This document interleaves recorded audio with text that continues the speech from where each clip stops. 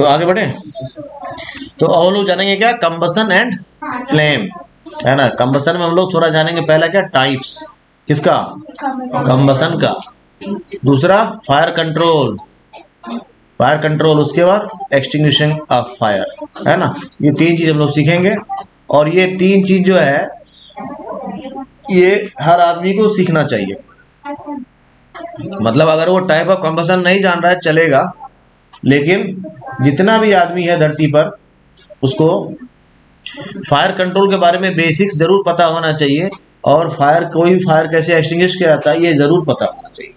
नहीं, क्योंकि क्यों पता होना चाहिए, क्योंकि ये किसी को भी जरूरत पड़ सकती है ना। इसीलिए ये ज्ञान किसके लिए जरूरी है, सबके लिए जरूरी है। Very nice. तो आइए उस ज्ञान को हम लोग प्राप्त करते हैं, है ना। तो पहला है टाइप्स ऑफ कंबसन। अब हम लोग टाइप देखें कितना टाइप्स का कंबसन होता है ना। जैसे कुछ एक एग्जांपल्स देता हूं तब तुम्हें समझ में आएगा कि हाँ टाइप्स जानना जरूरी है। जैसे अगर एक आदमी, जैसे मैं बताया कि रस्टिंग ऑफ आयरन जो है ये भी एक कंबसन है ना। रस्टिंग ऑफ आयरन क्या है, हाँ, is a type of combustion. उसी तरह अगर हम लोग फायरवुड में आग लगाते हैं वो भी क्या है, कंबसन है। एलपीजी जल रहा है वो भी कंबसन है। पेट्रोल जल रहा है वो भी कंबसन है। और कोई एक्सप्लोजिव जल रहा है, दीपावली में क्रैकर्स यूज करते हैं ना, फायर क्रैकर्स, वो भी तो जलता है, वो भी कंबसन ही है। हाइड्रोजन में हम लोग आग लगा रहे हैं वो भी कंबसन ही है। लेकिन जब तुम नोटिस करोगे तो देखोगे क्या सबका नेचर एक ही जैसा है, नहीं, सबका नेचर क्या है, डिफरेंट है। तो उस डिफरेंट नेचर के कारण हम लोग क्या करते हैं, कंबसन को डिफरेंट टाइप्स में डिवाइड कर रहे हैं। ठीक है, और हम लोग देखते हैं फिर कि हम लोग कितना टाइप्स में इसको डिवाइड करते हैं और उसमें कौन सा कंबसन किस कैटेगरी में आता है। ठीक है, तो पहला है क्या है, रैपिड कंबसन। ठीक है, रैपिड कंबसन में तुम्हें इमेज देखकर ही समझ में आ रहा होगा, है ना। घर में जो हम लोग एलपीजी यूज करते हैं ये किस कंबसन में आता है, रैपिड कंबसन में आता है। ठीक है भाई, कौन सा टाइप हो गया, रैपिड कंबसन। ठीक है, दूसरा हम लोग फायर क्रैकर्स यूज करते हैं, इसको क्या बोलते हैं हम लोग, एक्सप्लोजिव कंबसन। अब तुम्हें दोनों में अंतर समझ में आ रहा होगा।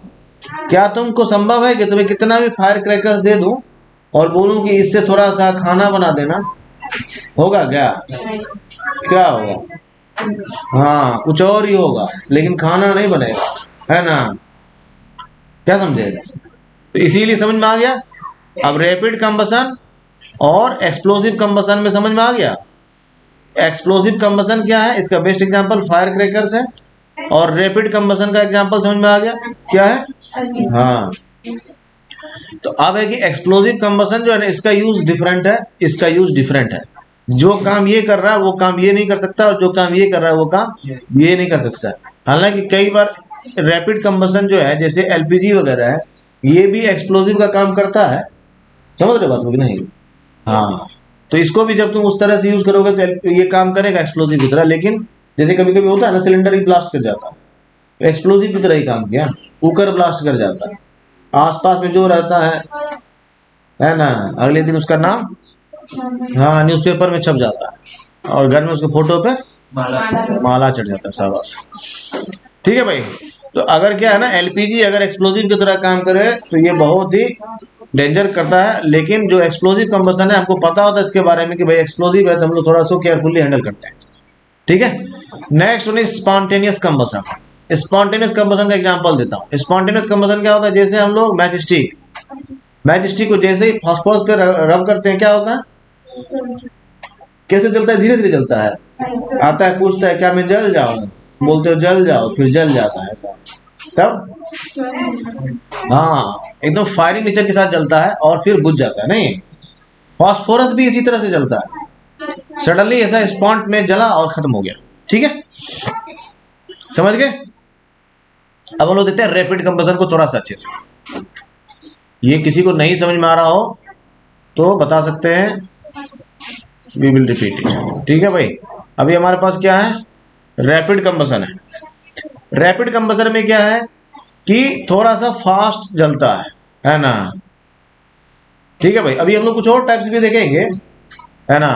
फास्ट जलता है, फास्ट जैसे देखो एक आदमी वुड को जला रहा है, डिफरेंस समझने के लिए तुम्हें बता रहा हूँ। एक आदमी वुड को जला रहा है और एक आदमी एलपीजी को जला रहा है, कौन सा तेजी से जलेगा? अब समझ में आया इसको क्यों बोलते हैं रैपिड? रैपिड का मतलब भी तो वही होता है ना? रैपिड का मतलब भी होता है फास्ट, समझ गए? तो इसको फास्ट जो बोल रहे हैं, देखो फास्ट स्लो ये सब क्या कंपैरेटिव चीज है ना? यानी ये फास्ट कंबशन कर रहा है मतलब ऐसा फ्यूल है जो रैपिडली जल रहा है। इसका मतलब क्या है? कोई ऐसा भी फ्यूल है जो इससे स्लोली जल रहा है ना? इसको क्या बोलते हैं हम लोग? स्लो कंबशन बोलते हैं। क्या बोलते हैं? समझ गए? ठीक है भाई, रैपिड कंबशन समझ में आ गया सबको? जैसा एग्जाम्पल के तौर पर क्या है, एलपीजी का जलना है ना। अब है हमारे पास next explosive combustion. Explosive combustion सब लोग फायर क्रैकर्स यूज करते हैं, या तुम देखते होगे कि टेररिस्ट लोग कभी कभी क्या करता है, हाँ वो लोग भी ऐसा दिवाली मनाता है ना, लेकिन उनका इंटेंशन अच्छा नहीं रहता। क्या समझे? कई बार जो है डायनामाइट, कई सुने होंगे उसको, बड़े बड़े माउंटेन्स में पत्थर तोड़ने के लिए यूज किया जाता है नहीं, वो क्या है उसमें एक्सप्लोसिव कंबशन है वो नहीं। और कई बार एक्सप्लोसिव कंबशन का एग्जांपल हम लोग लार्ज स्केल पे भी देख लेते हैं। जैसे एक बार कौन से ईयर में, सेकेंड वर्ल्ड वॉर का टाइम क्या था, 1939 टू 1945, कब से कब तक था? 1945 में यूएसए जो है जापान में जाके हैप्पी दिवाली मना के आ गया था, है ना? हाँ, ह्यूमन सिविलाइजेशन में पहली बार कोई कंट्री एटम बॉम्ब का यूज किया, है ना, पहली और आखिरी बार, है ना, हिरोशिमा और नागासाकी पे। ठीक है भाई, उसके बाद कभी एटम बॉम्ब यूज नहीं किया गया। ठीक है, तो वो क्या था? एक्सप्लोजिव था। ठीक है, समझ गए भाई? तो ऐसा सारा चीज जैसे हम लोग दिवाली में भी यूज करते हैं, तो उसमें क्या होता है, ऐसा सारा यूज किया जाता है जो कि एक्सप्लोजन के साथ जलता है, उसको हम लोग एक्सप्लोजिव कंबशन बोलते हैं। समझ गए? थर्ड है हमारे पास स्पॉन्टेनियस कंबशन। स्पॉन्टेनियस कंबशन में क्या होता है, कोई भी सब्सटेंस है सडनली जल जाता है और खत्म हो जाता है। ठीक है, तुरंत जला और खत्म हो गया। ठीक है, और इसमें खासियत क्या होती है स्पॉन्टेनियस कंबशन में, इनका जो इग्निशन टेम्परेचर होता है ना, ये काफी लो होता है नॉर्मली। ये ध्यान देना, इसके साथ एक कंडीशन है, इनका इग्निशन टेम्परेचर क्या होता है, हाँ वेरी लो होता है। जैसे एग्जांपल दिया किसका, फास्फोरस का, है ना। फास्फोरस क्या होता है ना, इवन रूम टेम्परेचर पे भी जल जाता है और बहुत तेजी से जल जाता है ना। तो इस तरह का जो कंबशन होता है उसको हम लोग क्या बोलते हैं, स्पॉन्टेनियस कंबशन बोलते हैं। ठीक है, जैसे एग्जांपल क्या है, व्हाइट फास्फोरस है, व्हाइट फास्फोरस ऐसा है तुरंत जल जाता है। ठीक है, देखो भाई ऐसा नहीं कंबशन इतना ही टाइप का, कंबशन इसके अलावा भी होता है, जैसे मैं बताया स्लो कंबशन होता है ना, जैसे और एक्सट्रीम स्लो भी होता है, जैसे रस्टिंग ऑफ आयरन, है ना। तो रस्टिंग ऑफ आयरन जो है ये भी टाइप ऑफ कंबशन ही है। ठीक है, इसमें हमको दिखता नहीं है कि हीट और लाइट प्रोड्यूस हो रहा है, लेकिन ये इतना स्लो प्रोसेस है ना, ये पता नहीं चलता हमको। ठीक है भाई, लेकिन ये भी क्या है, साइंस क्या कहते हैं इसको भी, this is also type of combustion. ठीक है, क्योंकि रस्टिंग ऑफ आयरन में क्या करता है, आयरन ऑक्सीजन से रिएक्शन करके आयरन का ऑक्साइड फॉर्म करता है, this is also type of combustion. ठीक है, तो आगे बढ़ते हैं हम लोग। अब हम लोग सीखेंगे फायर कंट्रोल। अब तो कौन सर, इसके लिए तो गवर्नमेंट अलग से डिपार्टमेंट बना करके रखी है, हम लोगों को लोड लेने की क्या जरूरत है? नहीं भाई, गवर्नमेंट का डिपार्टमेंट है, गवर्नमेंट का डिपार्टमेंट तो सारा कांड होने के बाद पहुंचेगा, लेकिन तुम्हारे पास अगर जानकारी होगी, है ना, तो तुम अपना काम खुद भी कर सकते हो। क्या? तो in order to understand how fire extinguisher works, we first need to know about fire and we first need to know about combustion. तो कंबशन के लिए जो नेसेसरी कंडीशंस था उसको हम लोग देख लिए, 3 नेसेसरी कंडीशन है। तो फायर कंट्रोल करने के लिए क्या, उस 3 में से किसी को भी कंट्रोल कर लो, फायर कंट्रोल हो जाएगा, दैट्स सो सिंपल। क्या समझ गए ना? तो फायर कंट्रोल के लिए, जो फायर के लिए सबसे पहले कंबशन के लिए कौन सा 3 इंपॉर्टेंट चीज है, पहला कंबस्टिबल सब्सटेंस, दूसरा प्रेजेंस ऑफ ऑक्सीजन, और तीसरा इग्निशन टेम्परेचर, है ना। तो इस 3 में से किसी को भी कंट्रोल कर लोगे तुम, तो तुम्हारा फायर कंट्रोल हो जाएगा। सिंपल बात है क्या? तो बहुत सारा क्या है ना, ये फायर ट्रायंगल है, इसको समझना जरा सा। ठीक है, क्या है ये? Fire triangle. फायर ट्रायंगल मतलब, फायर ट्रायंगल मतलब, फायर ट्रायंगल क्यों बनाया? अभी तो बताया कंबसन के लिए कितना जरूरी चीज है। अब समझ में आया फायर ट्रायंगल? कंबसन के लिए कितना रिक्वायर्ड थिंग्स है भाई? हाँ, कितना जरूरी चीज है। हाँ, तो इसको मान लो 1, इसको मान लो 2 और इसको मान लो 3। अब फायर ट्रायंगल का मतलब समझ में आया? अरे मतलब समझ में आया कि अगर फायर ट्रायंगल बना रहे हैं इसका मतलब हम लोग इसमें ऑक्सीजन लेंगे, हीट बने, इसको इग्निशन टेम्परेचर लिखो, है ना, और उसके बाद कम्बस्टिबल सब्सटेंस जिसको फ्यूल है, तो कम्बस्टिबल सब्सटेंस एक्चुअली, ठीक है। अब क्या है, अगर हम लोग इसमें 3 में से किसी एक को भी हटा देंगे तो क्या हो जाएगा हमारा? बहुत अच्छे, ठीक है, समझ गए? तो समझ, फायर ट्रायंगल समझ में आया? तो ये 3 में से क्या करना है हमको? किसी भी एक चीज को हटाना है, ठीक है। अब क्या करते हैं, मान लो किसी घर में आग लग जाती है, हम लोग क्या करते हैं? फायर ब्रिगेड वाले को फोन करते हैं। फायर ब्रिगेड वाला जब आता है तब तक क्या होता है? घर जल चुका होता है क्योंकि हम लोग यूएसए में नहीं रहते, हम लोग रहते हैं किस में? हाँ, यहाँ जो है एक्चुअली ये सब क्या है, इमरजेंसी डिपार्टमेंट होता है गवर्नमेंट का, और जो लोग इसमें काम करते हैं उनको इसके लिए हमेशा क्या होना चाहिए? रेडी होना चाहिए। लेकिन क्योंकि इसकी आवश्यकता कम पड़ती है और जब पड़ती है बहुत फास्ट में पड़ती है, लेकिन वो लोग इसके लिए रेडी नहीं रहते क्योंकि इसकी आवश्यकता कम पड़ती है तो सब लोग सोया रहेगा। अब फायर ब्रिगेड वाले को कॉल जाता है तो फिर वो लोग क्या करेगा? तैयार होगा, गाड़ी स्टार्ट करेगा, फिर गाड़ी 10 बार में स्टार्ट होता है उनका, है ना, पुराना पुराना गाड़ी है सारा फायर ब्रिगेड में, कभी कभी स्टार्ट भी नहीं होता है। उसके बाद पता चला जब स्टार्ट करके चला तो अरे पानी ही नहीं भर के रखा है गाड़ी में, तब तक में तो समझ रहे हो ना। क्योंकि जब घर में आग लग जाती है वो क्या सोचता है, अच्छा फायर ब्रिगेड वाला गाड़ी गया है तब तक पानी भर ले, तब तक धीरे धीरे चलते हैं, क्या करता है वो अपना काम रैपिडली करता है। तो हम लोगों को क्या करना चाहिए?